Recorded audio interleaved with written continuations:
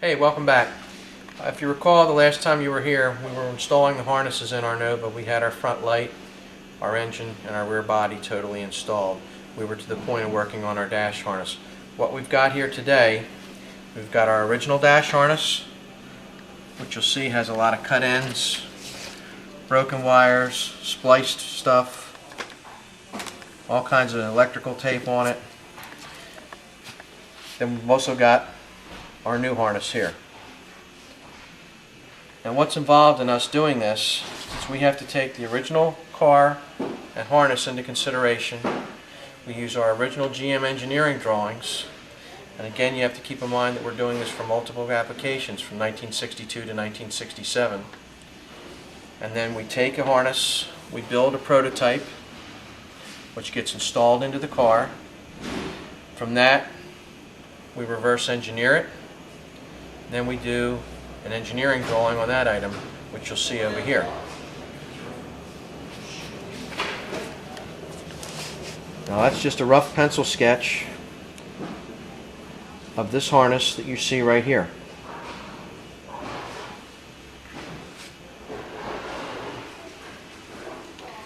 This is the actual production harness that will be going in our red Nova that you've been watching all along. Okay. You notice it's got a nice enclosure. Cap off of it. It's already got all your fuses in it. It's got all our relays and flashers that are necessary. One of the key points that we do with any of our classic update kits is, if you'll look over here at our stock harness, all the lamp sockets for all the warning lights, turn signals, illumination of the cluster, that's all hardwired, which means that you have to get on your back up under the dash and you have to install that in the car that way. What we've done to eliminate that with the Classic Update series is, you'll notice right here we have this series of 4 disconnects. These 2 are for our standard wiring. This is for our electronic speedometer, and the last one is for our clock feed. Let me show you where that goes. Okay, in our original application, this green and pink wire setup right here would have gone where this one goes. And again, you would have had to lay up underneath the car and try and figure out where all these wires went. What we've done to make your installation a whole lot easier in this particular application is we've built a cluster disconnect harness. That way you can sit with your cluster on the workbench. It's a kit all by itself, has all these connections already done for you. You just make this to flow out however you want it to flow, which is nice because if you're running a custom dash, you can build your own custom gauge panel. Okay? And then when you install this gauge cluster into the car, this gauge cluster disconnect on the main dash harness that we were talking about earlier will simply plug together right here, which you'll notice will be in the upper left hand corner of your cluster. Your opening in your dash is right here. This is your driver's door, and this will plug right in to our main dash harness in behind the dash. Much easier than laying on your back and trying to hardwire all these in. That's one of the features of all of our classic update kits, and that is included at no charge. Continuing around the harness, we have our headlight connection, our brake light connection, our rear body connection, our steering column and turn signal connection, our ground for our cluster, our ignition switch and cigarette lighter, our feed for our heat and AC,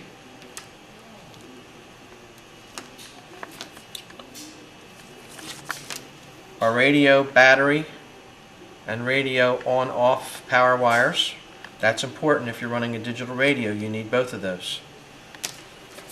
And our courtesy light connection, as well as our glove box connection. Now, as you recall, we've already got our front light and engine harness installed in this car. And that went through the firewall in the upper right hand corner where we were showing you in the last episode. This is the bulkhead connector that's going to mate with that. When you saw that harness plugged into the firewall, this is what it was plugged into. That's what you're going to see on the outside of the firewall. This is what's behind it with all the wiring going into the firewall.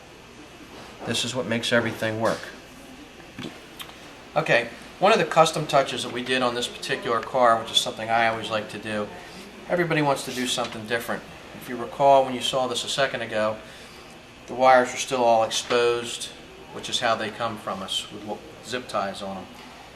I always like to take it, cut them off of there, and tape it with the factory tape. I just like that look better. That's just my personal preference. There's nothing wrong with installing it the other way. Some folks put it in tubing. Everybody has their own opinion. I just like the way this looks. It looks much neater, much cleaner. Makes it look like it belongs that way, like the factory did it. It does not come like this. This is something we did. This is your factory harness tape here. Okay? You'll notice there's no glue on this anywhere. Wraps against itself. It keeps from coming undone. You can call your local representative or you can talk to your salesperson here at American Autowire. The tape is available as an extra cost item. Okay. A couple other things we've done on this harness. I find this easier as well. I've gone ahead and plugged the headlight switch directly onto here. It's easier because there's a lot of pins to plug in here. Sometimes it's a little tough to plug this in once it's in the dash, so I go ahead and plug it in before putting it in. Much easier for me to do it that way. Taped up our stoplight leads, taped up our bulkhead where this is going to go up in the firewall. You're going to get a good picture of this overall when we're done, because as soon as we leave here we're going to go over and we're going to put this in the car. We still have our gauge cluster disconnects here, our rear body, our turn signal, our ignition switch. Now one of the things on this extension here, this was for your backup lights, your neutral safety, and your emergency brake. Okay? This car is a 4-speed car, so what you do in that particular instance, which will be covered in the instructions, is you just take these two wires and jump them together, which is what we've done here. There's lots of ways you can do that. You can use connectors and do it. You can cut them and solder them. You can put shrink tubing over them. You can make any type of a connection you want, but these two have to be connected for you to get power out to your starter. This is our original fuse box here, and you'll notice that this has 6 fuses in it. They're glass fuses. Nothing wrong with that at all. As a matter of fact, they're extremely efficient. The problem that you run into is you've only got 6 fused circuits. Many of them are piggybacked off of each other. Not a great thing if you're doing a pro touring car or something where you've got fuel injection or electric fans, that type of thing. You're going to want to have much more power available to you. Our new fuse panel has 16 fused circuits, so you've got 10 more than you've got in the original application. Along with that, and according with it, you've got this power port right here. This power port gives you 6 high-powered options for things like power windows, power seats, power door locks, electric fans, that type of thing, electric fuel pump.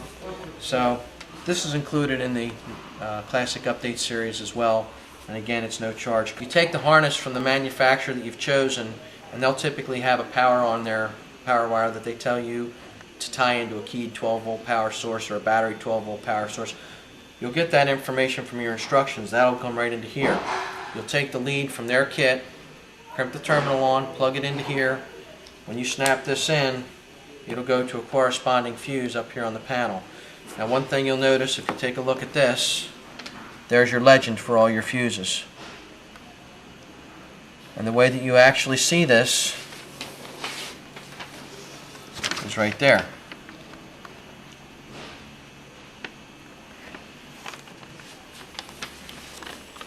This is our original pencil sketch of the harness that you see before you right here.